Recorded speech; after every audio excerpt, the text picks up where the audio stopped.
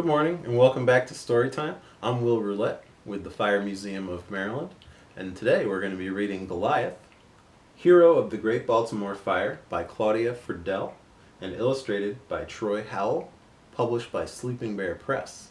This is the inspiring story of how a whole city came together to fight this huge fire right here in Baltimore.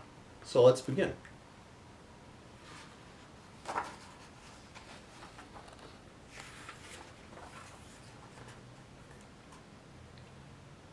On a cold February morning in 1904, a restless fire horse stomped and snorted in his Baltimore, Maryland stall.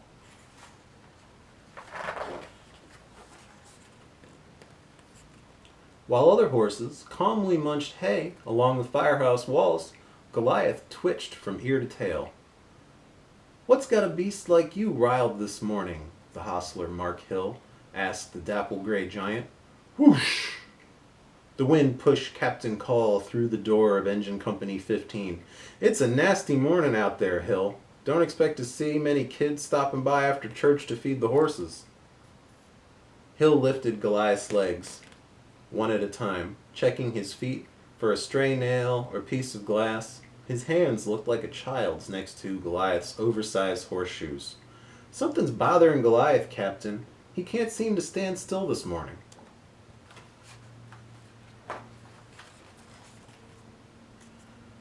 Standing still was something every fire horse was trained to do. They stood still in their narrow stalls, day and night, ready and waiting for the sound of the fire alarm. They stood still while buildings collapsed around them, while intense heat blistered their skin, and while flames sent others running for safety. They stood still, unhitched from their rigs at the scene of a fire, waiting patiently to be returned to the firehouse. Goliath had never had trouble standing still before, just like his Percheron ancestors, who carried knights into battle.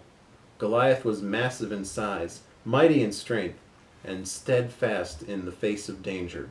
His company men called Goliath the ultimate fire horse.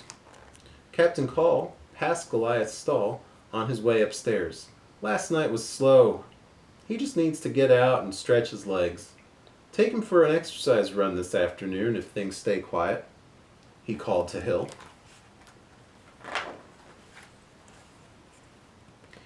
It appeared to be a quiet Sunday inside Engine Company 15. The horses were groomed, the brass was polished, the oiled harnesses hung from the ceiling, and the company firefighters were upstairs getting into full dress uniform. Everything was set for weekly inspections except Goliath. The 1-ton stallion strained his massive chest against the chain in front of his stall and stamped his feet, slammed his twitching nostrils into Hill's shoulder. "You smell something outside, don't you?" Hill said as he looked out the window. Two boys ran down Lombard Street chasing after a runaway cat. A woman's feathered hat flew off while her skirt wrapped around her high-buttoned boots. "Let's hope it's not a fire, big fella. That wind has a mind of its own today." Captain Call stopped at the top of the spiral stairway and called down to Hill. "Only a few minutes until inspection. Do what you can to calm down Goliath. We don't want him spooking the other horses." Hill had almost made it to Goliath when... Bam! Goliath slammed his foot into the back of his stall.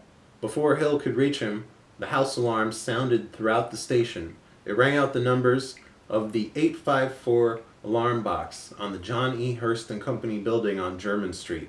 "Turn out, men!" the captain shouted.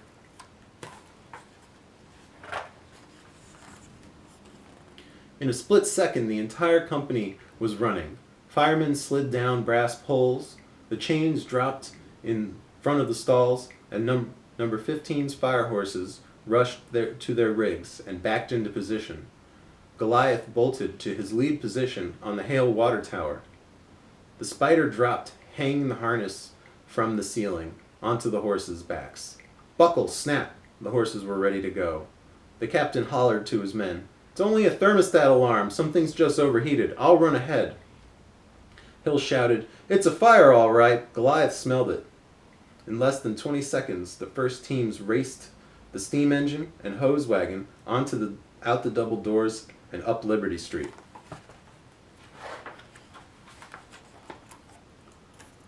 Goliath bobbed his head impatiently as he waited for the second alarm to signal his rig. Goliath and his team were assigned the task of transporting the Hale water tower. It would have taken 60 men to pull this 5-ton, 65-foot extension that blasted water into skyscraper windows. "Hold your horses there, Goliath," chuckled the driver Eugene Short as he climbed onto the rig. Just as Short strapped himself into his seat, the sound that Goliath craved rang through the station. The second alarm sent Goliath and his team flying over the stone streets.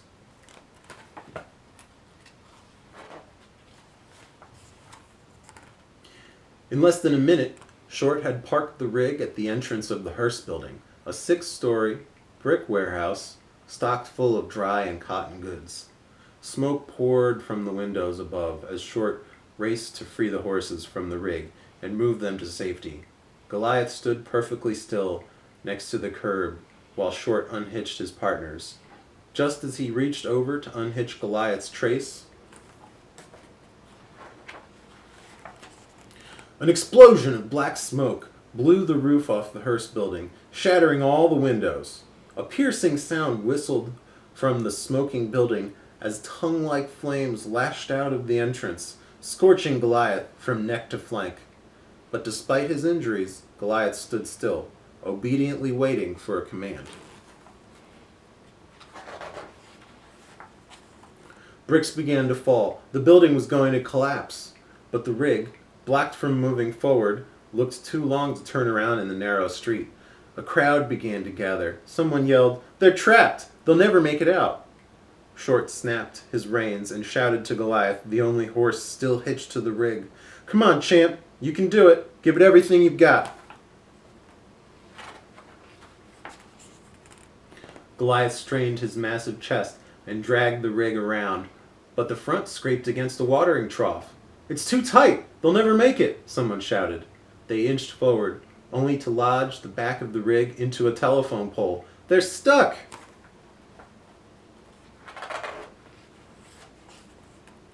At the crack of Short's reins, Goliath lunged forward with all his strength. Without a second to spare, the rig finally broke free. Just as they cleared the turn, the Hearst building collapsed. Bricks rained down, burying a nearby steam engine and ladder truck.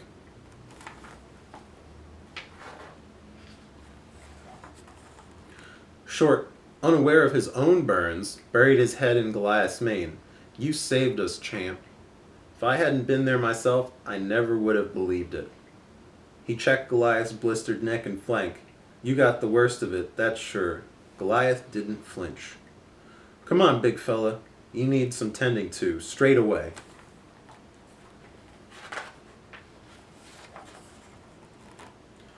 The thunderous explosion of the Hearst building shook the entire city. Within seconds, firebrands flew into surrounding buildings. Flames leapt from window to window and rooftop to rooftop, spreading like an urban forest fire. Frightened and confused people poured out onto the streets, many getting into the way of firefighters. As the flames continued to spread through the city, fire companies from Washington to New York rushed to Baltimore. Train cars delivered additional men and equipment. Hundreds of policemen, soldiers, and citizens joined forces to battle the flames.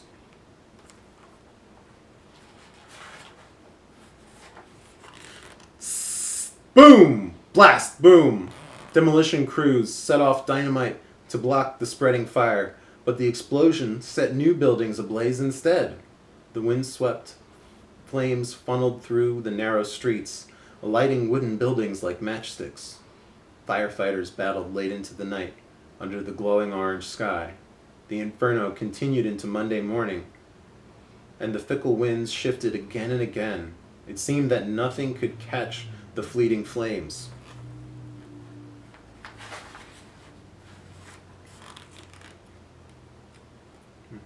It wasn't until late Monday afternoon when firefighters, fire rigs, and fire boats lined the Jones Falls stream to make a last stand. A wall of water blasts pumped from the stream, finally halted the spread of the raging fire. Engine Company 15 continued to extinguish isolated fires among the ruins. Finally, 2 days after their missed inspection, the exhausted men returned to their station. They had served longer than any other company, 55 straight hours. The men collapsed on their bunks, and the horses, all except one, settled into their stalls. "How's Goliath? Is he going to make it? Can they save him?" Hill shook his head. "The doc says it's too soon to know. Burns that bad are tricky to heal. Any ordinary horse wouldn't have survived the explosion, but everyone knows there's nothing ordinary about Goliath."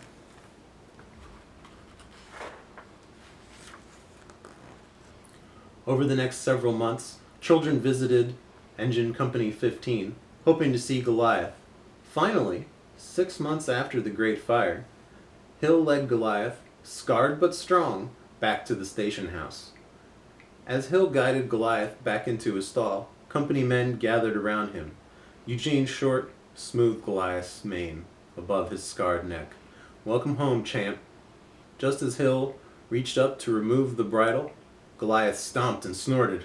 His nostrils began to twitch. Gong! The house alarm rang through the station. The captain shouted, "Turn out, men!" And once again, Goliath and Engine Company 15 were off and running. The end.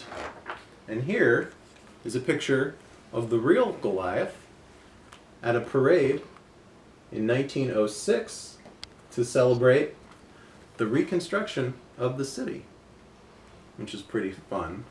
And I want to invite you all again to come visit the Fire Museum of Maryland when we're able to reopen, because we have there the very same water tower that our friend Goliath saved. So, goodbye.